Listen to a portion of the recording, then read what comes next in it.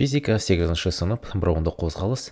Егер де броундық қозғалысының анықтамасына келсек, ол молекулалардың соққысының әсерінен сұйықта немесе газда қалқып жүретін қатты дененің ұсақ бөлшектерінің үздіксіз ретсіз қозғалысы деген тұжырым бар.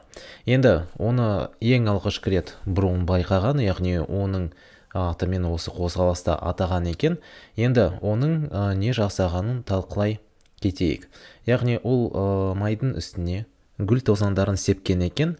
Енді ол оны микроскоппен қараған кезінде, мысалы мінекей осы жерде біз қазір оны көре отырамыз. Осы гүл тозаңдары дәл осы жердегі түйіршіктер сияқты олар қозғалған екен. Яғни шет жағынан жел ештеңе үрлемеген, бірақ та уақыт өткен сайын осы гүл тозаңдары қозғалған екен. Енді тағы да бір қандай нәрсені ол байқаған екен.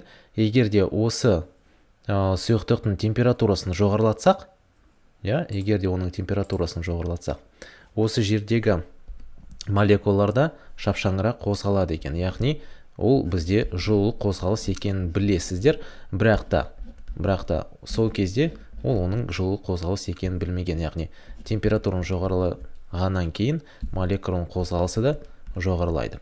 Оны келесі мысалдан қарастыруға болады. Мысалы, мінекей осы жерде белгілі бір қатты дене бар.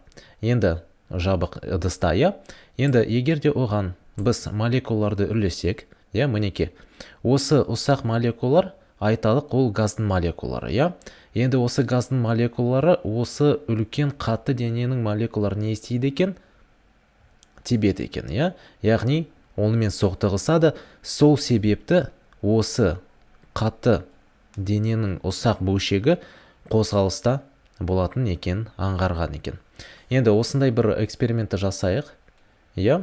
Мінекей осы жерде бізде осындай эксперимент бар. Бізде, мысалы, мінекей микроскопты алайық.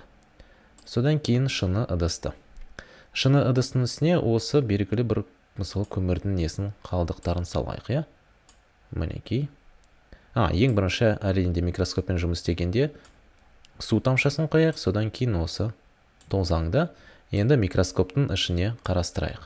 Микроскопты ашсақ, мінекей осы жерде осы тозаңның мінекей молекулалары, ал су молекулалары не істейді екен? Өзара соқтығысады. Енді егер де біз температураны жоғарылатсақ, осы молекулалар жылдамырақ қозғалады да, осы тозаңның молекулаларын қаттырақ соғады. Ал егер де керісінше температурасын төмендетсек, мінекей оған онша әсерін тигізбейді екен.